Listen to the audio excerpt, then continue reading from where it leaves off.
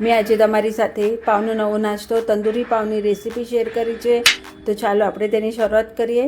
તેના માટે મેં દહીં લીધું છે, મિક્સ સમારેલા કેપ્સિકમ, બાફેલી મકાઈ, બેબીકોર્ન, સમારેલું પનીર, તંદૂરી મેયો, સ્પ્રેડ સોસ અને મેયોનીઝ લીધું છે અને તેમાં શેઝવાન સોસ, સ્વાદ પ્રમાણે મીઠું, ચાટ મસાલો,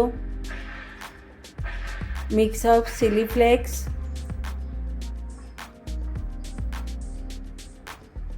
આ બધું નાખીને આપણે મિક્સ કરી દઈશું। પ્રણામ, હું દર્શના શાહ। આજે આપણે આ પાવની એકદમ સરસ મજાની રેસીપી બનાવી રહ્યા છે। હવે આપણે આમાં ચીઝને છીણીને નાખશું અને તેને ફરીથી આપણે મિક્સ કરી લઈશું। હવે પાવને વચ્ચેથી કટ કરી લેવાનું છે।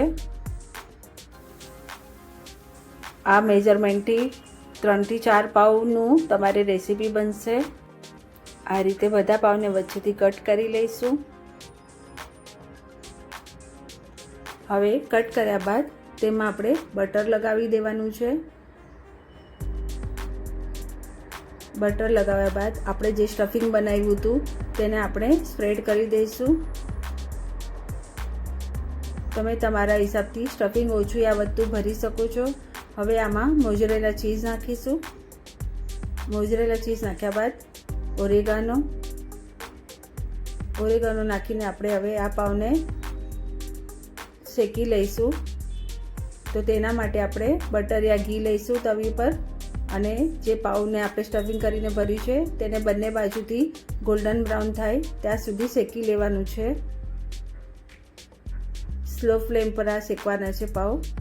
હવે એક બાજુ શેકાઈ ગયા બાદ થોડો મોઝરેલા ચીઝ ઉપર આપણે નાખશું અને તેને ઢાંકીને થોડીવાર માટે થવા દઈશું।